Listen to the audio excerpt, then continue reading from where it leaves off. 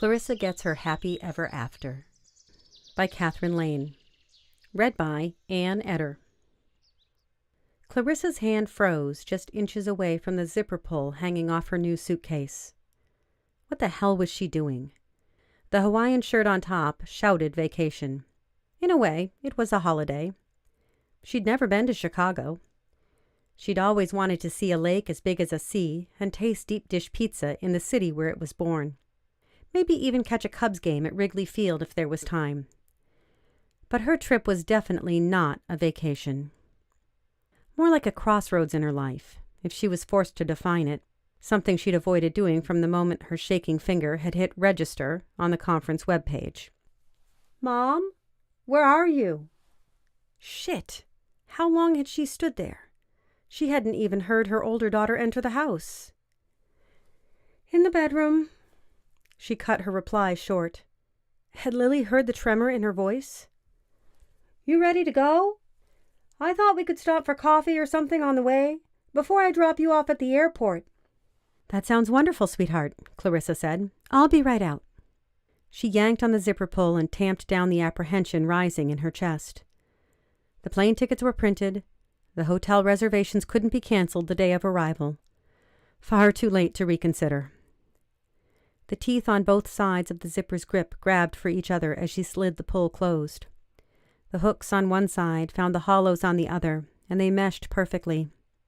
Why couldn't relationships be as neat and tidy? When one person reached out, the other one jumped in to fill the void, latching on in an unbreakable hug. She yanked the suitcase to the ground. Far too late to think about that as well. In the living room, Lily stood by the couch in the pencil skirt and silk blouse worn by all female lawyers. Her thumbs moved around her phone at light speed. She barely glanced up when Clarissa entered the room. "I'm so sorry, Mom. Can we head to the terminal right away? Richard's just been called into a meeting. Now I need to pick Mara up at daycare." "Do you want me to get an Uber?" "No." Lily finally met her mother's gaze and lingered on her with a true smile. "I really want to support you in all this. Let me take you." Clarissa tried to smile back, but her lips wouldn't quite slide into place. In all this? If only she herself knew what all this actually meant. "Okay, let's go." She pulled her suitcase with 2 fingers toward the front door. It slid over the wood floor, its spinner wheels moving in all directions at once. 10 minutes later, with Clarissa's suitcase resting next to the baby's car seat, Lily's SUV zoomed down the empty highway to the airport. Lily tapped her fingers on the steering wheel to the oldie but goodie playing in the background. "How's your father?" Clarissa asked, making conversation. "Fine," Lily answered. "Still working too much. The third Mrs. Ramsey complains a bit, but it's not like she should be surprised. She saw him every day at work before they got married." "Yes, but I'm sure she thought she'd be the one who'd change him. Poor Laurie. I don't see how you can always be so generous to them. I mean, I love Dad. He was a good father when he was around, and now, much to my surprise, a wonderful grandfather. But he's never been the best husband. You have to admit that." "It wasn't all his fault, at least not with me." Clarissa glanced at her, but Lily's gaze was fixed on the road ahead. "Your father and I didn't mesh. We never really did." Lily licked her lips instead of answering. Clarissa looked down, as if she could see the ghostly outline of the positive pregnancy test in her hand from 28 years ago. Those 2 pink lines had changed her life forever. Not exactly for the worse. They had given her Lily, and 5 years later, Rachel. But she probably wouldn't have married their father if they had been a little more careful in the back seat of his car that summer. On the other hand, maybe she would have. At the time, she'd been too busy running from another kiss to stop and think. Even now, she could still feel the touch of much softer lips on hers. As usual, she pushed that memory away before it could take hold. "Mom?" Lily thankfully cut into her thoughts. Are you a lesbian now?" There it was. Clarissa had been waiting for the moment ever since she'd told the girls what the conference was about. If she were being honest, she'd been asking herself the same questions for years now. loading all those lesfic books on her Kindle and combing the TV guide for any shows featuring female couples was inconclusive in her mind. She'd never done anything about it. Until now. "I'm just going to a conference," she said, as much to herself as to Lily. "But it's on lesbian fiction, right?" "Yes." The silence hung heavily in the car. Clarissa rushed to fill it. "An author I like is giving the keynote address. But she doesn't just write about women. She writes about all kinds of people in relationships. I just want to hear her speak, that's all." Lily licked her lips again before taking a deep breath. "You know, it doesn't matter to us. Rachel came over last night and we talked about it. We just want you to be happy, and we'll support you, whatever that looks like." "Thank you, sweetheart." She patted her daughter on the arm. "I am happy. I have you and Rachel and now Mara." "No, Mom. We mean with someone special." "I'm not looking to meet anyone in Chicago. It's just a conference." She pointed to the white airplane on the sign just ahead. "Don't miss your turn." But had she missed her turn all those years ago? That was a question she kept asking herself when anyone mentioned the conference. "What are you reading?" A slight man in the window seat turned to Clarissa for the umpteenth time. Clarissa felt for him. She really did. The man gripped the armrest so tightly that his knuckles were white, and he'd been taking one deep breath after another since takeoff. But Clarissa wanted to be alone as she slipped out of her divorced small-town mother-of-two skin into what exactly? "There's no reason to be rude." She closed the book and showed him the cover of Lost in the Leaves. One woman, her back to the viewer, lay on a colorful blanket in the middle of a lush countryside. Another woman, arms outstretched, twirled a few feet away. Golden sunshine shimmered against them like full-body halos. A little hokey for sure, but the cover spoke to Clarissa. She often imagined herself on the blanket, her fingers trailing in the grass of the meadow, laughing with these women. "Sally Seaton." Her neighbor sounded out each syllable as if he were just learning to read. "Never heard of her. Is she good?" "Very good." "Why?" The man didn't really care. Clarissa could tell from the way his eyes darted around the cabin. He just needed a diversion from his obvious fear of flying. She would answer the question honestly. "Well, it's like you're talking to someone you've known all your life when you read her books. A true connection. I know it sounds silly, but she's amazing. I've read everything she's ever written." "What does she look like?" The man's eyes settled on an exit door 2 rows up. "Is there a picture? I always judge an author by what picture they put on the book jacket." "No picture." Clarissa flipped to the author's bio page at the end as proof. "Oh," the man said, disappointment etched into his voice. Now he would have to find a new topic of conversation as a diversion. She ran a fingertip along the page. She'd often wished there was a picture. Not because she was the judging type, but she'd wondered a million times what her favorite author looked like. She'd heard somewhere that Sally Seaton was a pen name. It probably protected a doctor or a CPA or a soldier who was writing on the sly and didn't want to be outed as a lesbian romance writer. Not that it really mattered. The stories were what grabbed her. This one, her favorite of all the Seaton books, had a kiss in a forest that sent tingles down to her toes every time she read it. The kiss was good as kisses went, but it was nothing extraordinary. Clarissa had been kissed once surrounded by trees, and the fictional kiss brought the memory of the real one back every time. "So what do you do?" the man asked, breaking once again into her thoughts. "I'm so sorry, but I took a Benadryl before I got on the plane," Clarissa lied. "I'm having a hard time keeping my eyes open. I'm just going to close them for a minute. You don't mind, do you?" "No," the man huffed, resentment flashing in his eyes. Clarissa dropped her book into the oversized purse by her feet. She would much rather read, but the lie trapped her. She leaned her head back and closed her eyes. The plane, caught in a rough patch, jostled her. It was mild as turbulence went, but it was just enough to shake Clarissa out of the present. She was back in her forest. Pines, firs, and cedar trees towered around her. For the first time in maybe forever, She didn't fight the memory. The woodsy scene from the past curled into the Plains cabin. Heatherfield Gardens had hired a bunch of college kids that summer to help with the light and sound show for July 4th. Heatherfield was on a tight budget, and the students were cheap and eager. At least Clarissa had been. She first saw Sally that summer. Her Sally, not the author. Same first name, different last one. The fact that her Sally shared a first name with her favorite author had always struck her as one of those crazy coincidences life could serve up. Sally was ahead of her in line when they queued up for their assignments at the garden. One glance and she couldn't take her eyes off her. Even from behind she was something. She stood casually, lightly, as if her feet weren't entirely anchored to the ground. The air around her seemed to ripple in the summer heat. Raising her hand, she shook out the bun on top of her head. Clarissa gasped. Dark hair tumbled down her back and glistened in the late afternoon sun. Like liquid chocolate. I wonder what it would feel like on my fingers. She gasped again at the thought and tore her gaze away. When she caught her breath and finally looked back, Sally had turned. Her gaze found Clarissa's immediately, and she held it with a cock of her head and a half smile.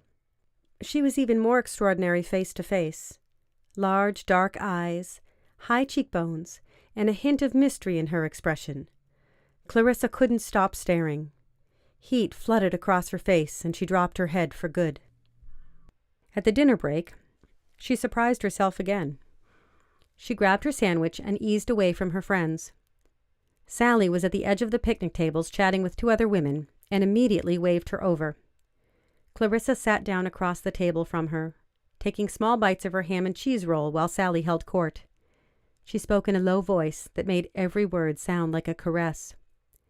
She was here for the summer, staying with an aunt while her parents got a divorce. Sure, she was in college back east, but that's not who she was. She wanted to find someone special and sail down the Nile on a felucca. Some sort of boat, Clarissa gathered. Or watch daybreak over the Incan ruins at Machu Picchu. The sandwich stuck in Clarissa's throat. Her own ambitions had never moved beyond marrying for love, reading good books, and having 2 daughters. Wow! There was so much more out there than Clarissa had dreamed about. The job itself was easy. For one extraordinary week, they spread out into the forest with rakes and plastic bags, picking up the trimmings of the real gardeners. Clarissa would hold the bag as Sally stuffed it full of leaves and branches. Once Clarissa found her voice, they chatted easily as they went, talking about everything and nothing. They spoke in whispers, leaning close to each other, since men with heavy gloves followed right behind them, laying the wires and lamps for the light and sound show. And then, far too soon, it was July 4th. The town crowded into the gardens just after dusk to walk the path of lights. American flags and other designs flooded from the lamps into the trees.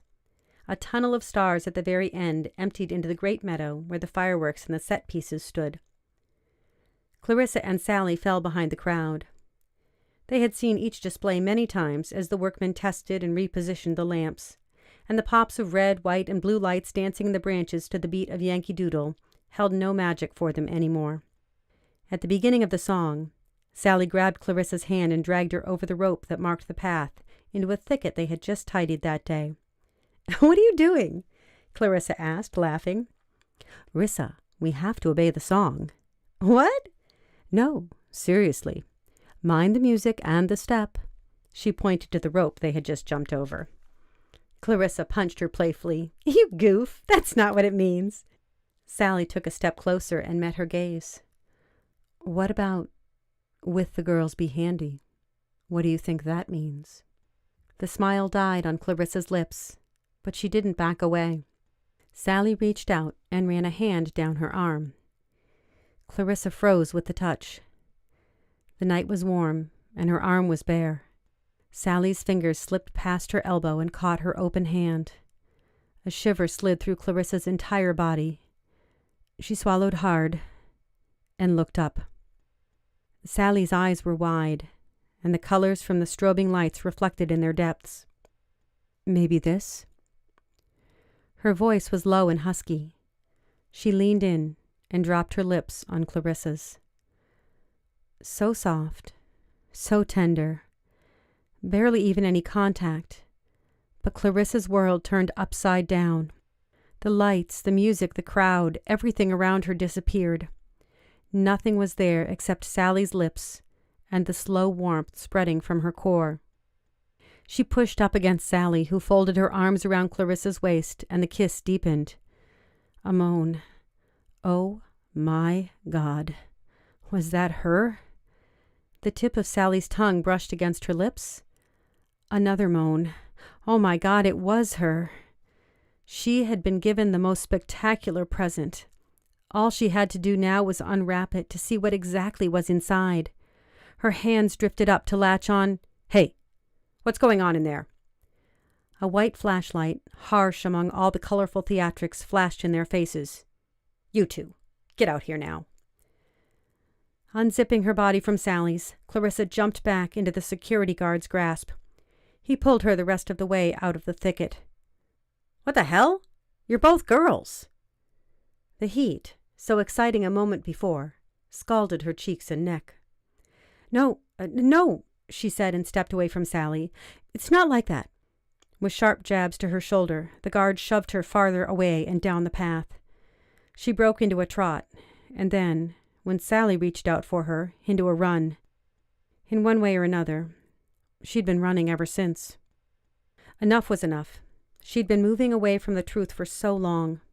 She turned to the slight man to her left. She said, almost before she'd formed the thought in her mind, I'm a lesbian. As a job? He closed the magazine on his lap and gave her his full attention. That's what you do? No, as a person. There was a long pause. What was he thinking? Clarissa scraped her hand through her hair. Was this the security guard all over again? My sister is a lesbian, and her wife is too. I know lots of lesbians. He smiled, and Clarissa realized he had been figuring out how to respond to such a weird declaration at 37,000 feet. It didn't matter what he thought anyway, only what she thought. I like women. She rested her head against the back of the seat. Smooth sailing now. The turbulence was over. Here, let me help you with that. A tall, athletic woman grabbed Clarissa's suitcase and slid it into the luggage rack. They stood in the complimentary shuttle to the hotel, a 5-minute drive from what the website had promised. You excited? Sorry? Apparently everyone was going to talk to her today. The woman pointed to Lost in the Leaves, now peeking out of the pocket of the suitcase. Sally Seton is my favorite author. The woman nodded excitedly and sat down.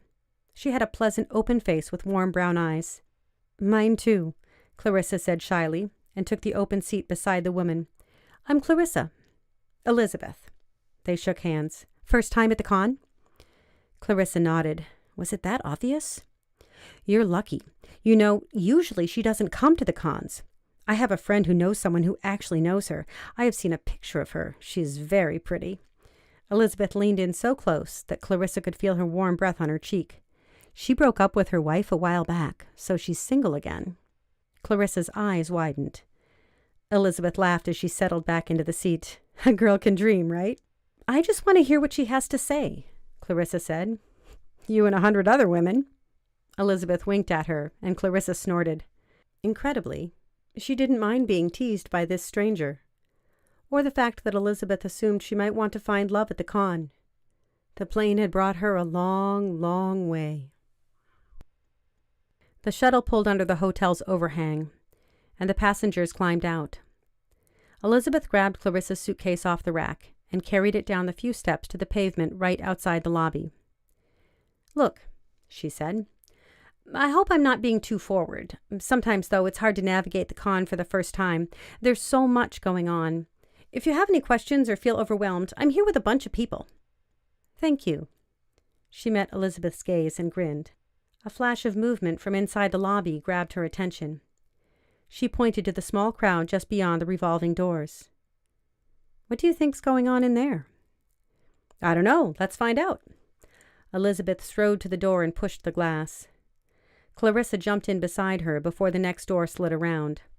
The momentum thrust her into the lobby and into a whole new world. Clarissa heard her before she saw her. A low, sultry voice held court in the center of the crowd.